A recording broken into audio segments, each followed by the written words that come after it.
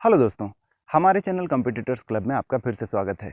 मंडी निरीक्षक उप निरीक्षक की तैयारी सीरीज के इस वीडियो में हम आपके लिए लेकर आए हैं गणित से एक चर एवं दो चर वाले रैखिक अथवा युगपत समीकरण। तो चर क्या होते हैं हमने पिछली क्लास में देखा। ये ऐसी राशियां होती हैं जिनका मान जो है बदलते रहता है, जैसे एक्स वाई जेड आदि रोमन लेटर से इनको दिखाते हैं। ये कोई भी मान धारण कर सकते हैं और हर प्रश्न में इनका जो मान है हर उत्तर में इनका अलग अलग आता है। फिर कुछ हमने क्वेश्चन भी सॉल्व किए थे। आज हम देखेंगे कि एक चर, ऐसे क्वेश्चंस जिसमें एक चर हो या फिर दो चर हों, तो ऐसे समीकरणों को हल करना। तो रैखिक समीकरण कहने का मतलब ये होता है दोस्तों कि इनको जब अक्ष में प्लॉट करते हैं, ग्राफ में प्लॉट करते हैं, तो एक रेखा के रूप में होते हैं। और उस पर हम ज़्यादा नहीं जाएंगे, सीधे क्वेश्चंस पे आते हैं और कुछ क्वेश्चन सॉल्व करके देखते हैं। पहला प्रश्न है, तीन क्रमागत सम संख्याओं का योग 72 है। हमें ज्ञात करनी है संख्याएं। तो सम संख्याओं के बीच अंतर कितने अंक का होता है? एक का। तो पहला मान लिया जाए पहली सम संख्या क्या है? x है। तो दूसरी सम संख्या क्या होगी? x + 2। उसमें 2 जोड़ दीजिए, जैसे 2 है पहला तो दूसरा क्या होगा? 2 + 2 4। तीसरी संख्या क्या हो जाएगी? x + 4, x + 2 + 2। और इनका योग कितना है बोल रहा है वो? इन सब को अगर जोड़ दो तो वो बोलता है कि 72 होगा। 1 2 3 3x + 4 और 2 6 बराबर 72। 3x बराबर 6 उधर चला जाएगा तो ये हो जाएगा 66। x बराबर हो जाएगा 22। 66/3 22। x बराबर 22। ये हो गई पहली संख्या। दूसरी संख्या क्या हो जाएगी? 24 और तीसरी 26। तीनों को जोड़कर देख लीजिए, ये होता है 72। ये हो गया पहला। दूसरा देखिए, किसी संख्या में से आधा घटाया जाए। इसका आंसर है 22, 24 और 26। किसी संख्या में से आधा घटाया जाए। चलिए मान लीजिए किसी संख्या की बात हो रही है, तो जो किसी संख्या है वो संख्या है x। उसमें से आधा घटाया जाए। ठीक है, घटा दिया।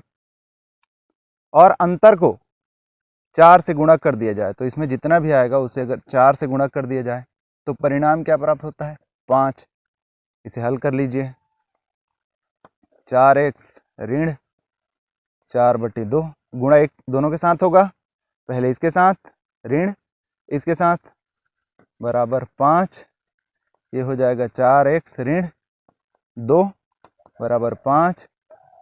4x बराबर 2 उधर चला जाएगा, हो जाएगा 7। तो x बराबर 7/4। 7/4 इसका आंसर है। क्रॉस चेक करके देख सकते हैं। इसमें से आधा घटाइए, आधा घटाइए, ये हो जाएगा 4 लघुत्तम समापवर्तक, और ये हो जाएगा ऋण 2 5/4। और इसको 4 से गुणा किया जाए। 5/4 को 4 से गुणा किया जाए तो 4 4 कट आता है 5। तो ये क्रॉस चेक हो गया। अगला क्वेश्चन है, 4 वर्ष पश्चात राहुल की आयु 4 वर्ष पूर्व के आयु की तिगुनी होगी। यानी 4 वर्ष पहले जो उसकी आयु थी, उस आयु की 4 वर्ष बाद की आयु जो है तिगुनी हो जाएगी। तो उसकी वर्तमान आयु निकालनी है। इसको हल करके देखते हैं। वर्तमान आयु मान लिया जाए आपने x। तो 4 वर्ष पहले, 4 वर्ष पूर्व उसकी आयु कितनी होगी? उसमें से 4 घटा दीजिए। अभी जो आयु है उसमें से 4 घटा देंगे तो 4 वर्ष पहले की आयु। और 4 वर्ष बाद की आयु क्या होगी उसकी? अभी जो आयु है उसमें 4 जोड़ दीजिए। अब प्रश्न क्या बोलता है कि ये जो आयु है x धन 4 जो है, ये इस आयु की x ऋण 4 की 3 गुनी है। यही प्रश्न बोलता है। 4 वर्ष पश्चात उसकी जो आयु है वो 4 वर्ष पूर्व की आयु की 3 गुनी है। इसे आप हल कर लीजिए।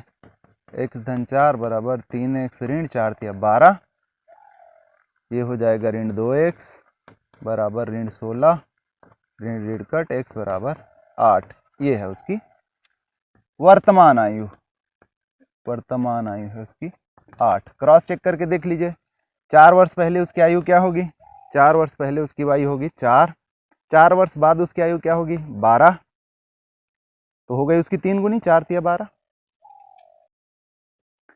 ये तो हो गए एक चर वाले। अब हम देख लेते हैं दो चर वाले समीकरणों को। दो चर वाले समीकरण में हम ले लेते हैं पहला क्वेश्चन, एक्स वाई दोनों का मान निकालना है। दिया हुआ है x प्लस 3y बराबर 11 और 4x ऋण y बराबर 5। समीकरण में हम जानते हैं कि दो पक्ष होते हैं, बायां पक्ष LHS और दूसरा होता है दायां पक्ष RHS, राइट हैंड साइड। ये हम देख चुके हैं पिछली क्लास में। तो अगर किसी एक संख्या से, किसी समान संख्या से दोनों पक्षों को गुणा किया जाए या फिर दोनों पक्षों को भाग दिया जाए तो उनका मान नहीं बदलता। अच्छा, जब दो चर दिए हुए हैं तो किसी तरीके से हमें क्या करना पड़ेगा कि एक चर को जो है समीकरण से हटाना पड़ेगा, तभी हम एक चर का पहले मान निकाल सकते हैं। तो हम क्या देखते हैं कि या तो ये 4x हो जाए और हम दोनों को माइनस कर दें तो 4x हट जाएंगे, या ये 3y हो जाए तो 3y आपस में माइनस हो जाएंगे। सहूलियत कौन सा दिख रहा है, 3y, क्योंकि ये पहले से माइनस में है। तो 3y लाने के लिए हमें क्या करना पड़ेगा, इसके लेफ्ट हैंड साइड और राइट हैंड साइड को 3 से गुणा करना पड़ेगा। तो ये हो जाएगा 4 तिया 12x ऋण 3y बराबर 15। अब ये दोनों समीकरणों को देखो, आपस में माइनस कर देते हैं। x प्लस 3y बराबर 11 और ये 12x ऋण 3y बराबर 15। क्योंकि पहले से ऋण में है तो इसलिए ऋण करने की जरूरत नहीं है, धन कर देते हैं। ये हो जाएगा 12 और 1 13x, ये आपस में कट जाएंगे, इज इक्वल टू ये हो जाएगा 26। तो x बराबर हो जाएगा 26/13, तो x हो जाएगा 2। अब x जब 2 आ गया, x जब 2 आ गया तो किसी भी समीकरण में x का मान रखेंगे तो y निकल जाएगा। तो जैसे इसी समीकरण में ले लें हम x प्लस 3y बराबर 11, x की जगह ले लेते हैं 2 धन 3y बराबर 11, ये 2 उधर चला जाएगा, माइनस हो जाएगा 11 माइनस 2, 3y बराबर 9 आ जाएगा और y बराबर 9/3 जो कि हो जाएगा 3। तो y बराबर 3। ये हो गया पहला। दूसरा हम देख लेते हैं mx minus ny is equal to m square plus n square और x प्लस y दिया हुआ है 2mn। अच्छा, m square plus n square जैसी चीज़ जब आ रही है तो हमें समझ जाना चाहिए कि यहाँ पे a square plus b square जैसे किसी फार्मूले की ज़रूरत पड़ेगी। चलिए देख लेते हैं। तो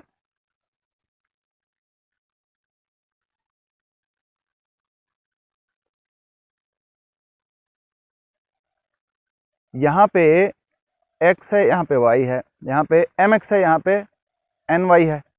तो या तो इस पूरे को हम m या फिर n से गुणा कर दें तो mx या ny किसी में से एक को जो है काटा जा सकता है।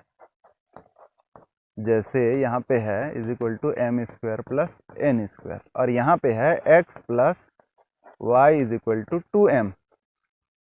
तो अगर यहाँ पे भी ny हो जाए तो ये ny कट जाएगा। ऐसा करने के लिए हमें इसको पूरे को n से गुणा करना पड़ेगा और इसे भी n से गुणा करना पड़ेगा। ये हो जाएगा nx plus ny is equal to 2mn। अब ये दोनों समीकरण को ले लीजिए, mx minus ny is equal to m square plus n square और नीचे nx प्लस ny बराबर 2mn। दोनों को जोड़ेंगे तो ये प्लस माइनस कट जाएंगे, ये हो जाएगा mx प्लस nx बराबर m square plus n square plus 2mn। याद आ रहा है कि कोई formula a square plus b square plus 2ab। तो यहाँ से x कॉमन निकल जाएगा, x यहाँ पे रह जाएगा m प्लस n और ये हो जाएगा m प्लस n का होल स्क्वायर। पिछली क्लास में हमने पढ़ा था a plus b square is equal to a square plus b square plus 2ab के फॉर्मूले से। अब ये जो एक mn है यहाँ पे 2 mn है, तो एक mn जो है दूसरे mn से कट जाएगा, तो x बराबर यहाँ पे रह जाएगा m प्लस n। x आ गया m प्लस n।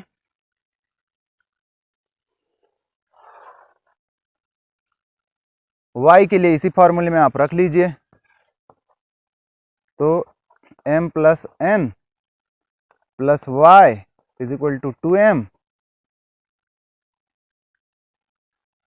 एक m से कट जाएगा, उधर जाएगा तो माइनस हो जाएगा, तो ये यहाँ पे भी बच जाएगा 2m minus m minus n, ये बच जाएगा m माइनस n। तो x बराबर m प्लस n और y बराबर m माइनस n। ये तो हो गए सीधे सीधे क्वेश्चन दिए हों। तो एक दो एग्जांपल देख लेते हैं जब आपको क्वेश्चन वर्डिंग्स में दिए हो। प्रश्न है, पिता की आयु पुत्र की आयु के 6 गुना से 5 अधिक है। 7 वर्ष पश्चात पिता की आयु पुत्र की आयु के 3 गुना से 3 अधिक होगी। दोनों की वर्तमान आयु निकालना है।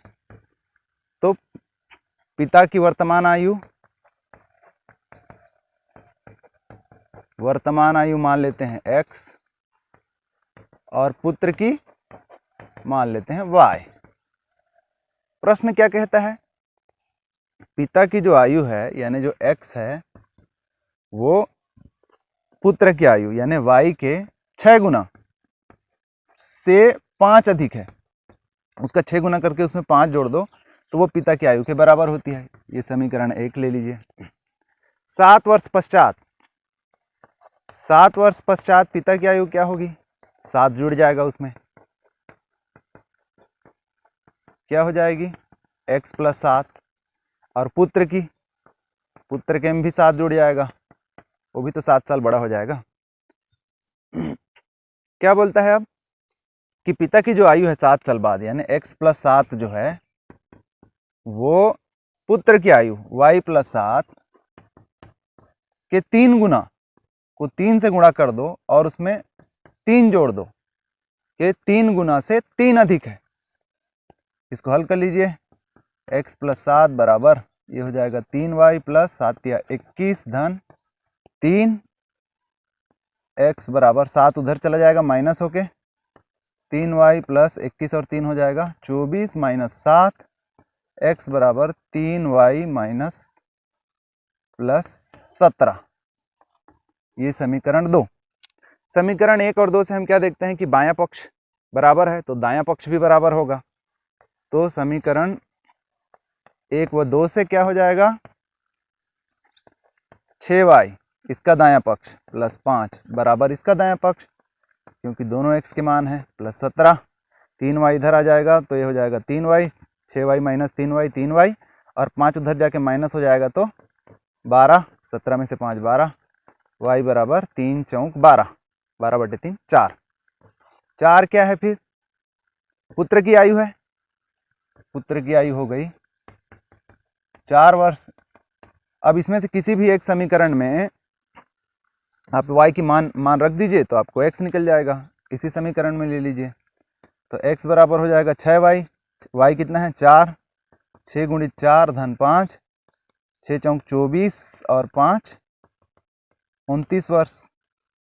तो 29 वर्ष हो जाएगी पिता की आयु। ठीक है, एक और क्वेश्चन देख लेते हैं, प्रश्न देख लेते हैं। 2 व्यक्तियों के वेतन का अनुपात 5:7 है, उनके व्यय का अनुपात 3:4 है। अगर प्रथम व्यक्ति की बचत 10,000 तथा द्वितीय व्यक्ति की बचत 15,000 हो तो दोनों की आय हमें निकालनी है। तो प्रथम व्यक्ति का आय हम मान लेते हैं x और द्वितीय व्यक्ति का हम मान लेते हैं y। प्रश्न क्या बोलता है, दोनों का जो अनुपात है यानी x अनुपात y जो है वो है 5:7। तो 7x बराबर 5y। इसको एक समीकरण के रूप में ले लेते हैं, 7x minus 5y is equal to 0। चलिए बात के लिए काम आएगा। फिर क्या बोलता है, व्यय का अनुपात यहाँ पे दिया हुआ हो, तो व्यय क्या होता है, व्यय जो होता है वो आय में से अगर बचत को माइनस कर दिया जाए तो वो होता है व्यय।